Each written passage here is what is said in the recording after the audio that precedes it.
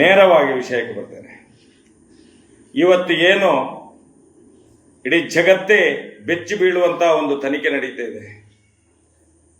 ಧರ್ಮಸ್ಥಳದಲ್ಲಿ ಆದಂಥ ಅತ್ಯಾಚಾರ ಕೊಲೆ ಪ್ರಕರಣಗಳ ಬಗ್ಗೆ SIT ತನಿಖೆ ನಡೀತಿದೆ. ಈ ಸಂದರ್ಭದಲ್ಲಿ ಬಾಂಬ್ ಬ್ಲಾಸ್ಟ್, ಕುಕ್ಕರ್ ಬ್ಲಾಸ್ಟ್, ಆ ಬ್ಲಾಸ್ಟ್, ಈ ಬ್ಲಾಸ್ಟ್ ಅಂತ ಇಲ್ಲಿ ಬಿಜೆಪಿಯ ಕೆಲವು ನಾಯಕರುಗಳು ಸುಳ್ಳು ಮಾಹಿತಿಗಳನ್ನು ನೀಡಿ ಧರ್ಮ ಮತ್ತು ಅಧರ್ಮವನ್ನು ಬೇರೆ ಮಾಡುವುದು ಬಿಟ್ಟು ಇಲ್ಲಿ ಮತಾಂಧತೆಯನ್ನು ಮತ್ತು ಕೋಮುಗಲಭೆ ಸೃಷ್ಟಿಸುವಂತ ಕೆಲಸವನ್ನು ಮಾಡಲಿಕ್ಕೆ ಹೊರಟಿದ್ದಾರೆ. ಇದು ಅಕ್ಷಮ್ಯ ಅಂತ ನಾನು ಹೇಳಲಿಕ್ಕೆ ಇಚ್ಛಪಡ್ತೇನೆ. ಅದರ ಜೊತೆಯಾಗಿ ಇಡೀ ಜಗತ್ತೇ ಬೆಚ್ಚಿ ಬೀಳುವಂತಹ ಒಂದು ಪ್ರಶ್ನೆಯನ್ನು ವೀರೇಂದ್ರ ಹೆಗ್ಗಡೆ ಪಾರ್ಲಿಮೆಂಟ್ ಅಲ್ಲಿ ಕಳೆದ 6ನೇ ತಾರೀಕಿಗೆ ಪ್ರಶ್ನೆಯನ್ನು ಮಾಡ್ತಾರೆ. ಪ್ರಶ್ನೆ ಸಂಖ್ಯೆ 1967ರಲ್ಲಿ ಶಾಲಾ ಕಾಲೇಜುಗಳಲ್ಲಿ ಬಾಂಬ್ ಬ್ಲಾಸ್ಟಿನ ಬಗ್ಗೆ ಏನಾದರೂ ಹೆಚ್ಚು ಕಮ್ಮಿ ಆದ್ರೆ ಅದಕ್ಕೆ ಯಾವ ರೀತಿಯ ಒಂದು ರಕ್ಷಣೆ ಬದ್ಧತೆ ನಿಮ್ಮಲ್ಲಿ ಇದೆ ಅಂತ ಹೇಳುವಂತ ಪ್ರಶ್ನೆಯನ್ನು ಮಾಡ್ತಾರೆ. ಇಡೀ ಜಗತ್ತೇ ಇವತ್ತು ಪ್ರಶ್ನೆ ಮಾಡ್ತಾ ಇದೆ.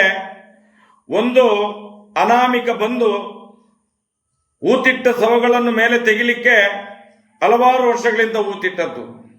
ಮಣ್ಣು ಅಂತ ಹೇಳಿದ್ರೆ ಸವೆದು ಹೋಗುವಂತ ಸಂದರ್ಭದಲ್ಲಿ ಅದಕ್ಕೆ ಒಂದು ಯಂತ್ರದ ಅವಶ್ಯಕತೆ ಇದೆ, GPR ಇದ್ದು. ಅದನ್ನಾದ್ರೂ ಪಾರ್ಲಿಮೆಂಟ್ ಅಲ್ಲಿ ಕೇಳಿದ್ರೆ ನಾವು ಹೋಗ್ತೇವೆ. ಅದನ್ನು ಏನೊಂದು ದೊಡ್ಡ ಮನಸ್ಸಿನಲ್ಲಿ ಅವರು ಕೇಳಿದ್ದಾರೆ. ಆದಷ್ಟು ಬೇಗ ಇವರಿಗೆ ನ್ಯಾಯ ಬೇಕು ಅಂತ ಕಾಣಿಸ್ತದೆ, ಸತ್ಯ ಹೊರಗಡೆ ಬರಬೇಕಲ್ಲ ಅಂತೇಳಿ.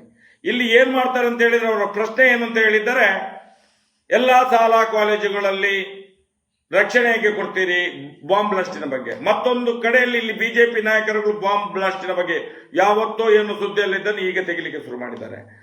ನನಗೆ ಅನಿಸುವಂಥದ್ದು ಇದರಲ್ಲಿ ಏನೋ ಒಂದು ಷಡ್ಯಂತ್ರ ಇದೆ.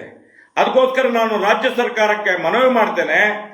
ಏನು ರಾಜ್ಯಸಭಾ ಸದಸ್ಯ ವೀರೇಂದ್ರ ಹೆಗ್ಗಡೆ ಪಾರ್ಲಿಮೆಂಟ್ ಅಲ್ಲಿ ಕೇಳಿದ ಪ್ರಶ್ನೆಗೂ ಮತ್ತು ಇಲ್ಲಿ ಬಿಜೆಪಿ ನಾಯಕರುಗಳು ಮಾಡುವಂತ ಆರೋಪಕ್ಕೂ ಎರಡು ತಾಳೆ ಆಗ್ತದೆ ಅನ್ನಿಸ್ತದೆ ನನಗೆ. ಯಾಕಂತೇಳಿ ಮುಂದಿನ ದಿನಗಳಲ್ಲಿ ಯಾವುದೇ ರೀತಿಯ ಅನಾಹುತ ಆಗ್ಲಿಕ್ಕೆ ಸಾಧ್ಯತೆ ಇದೆ.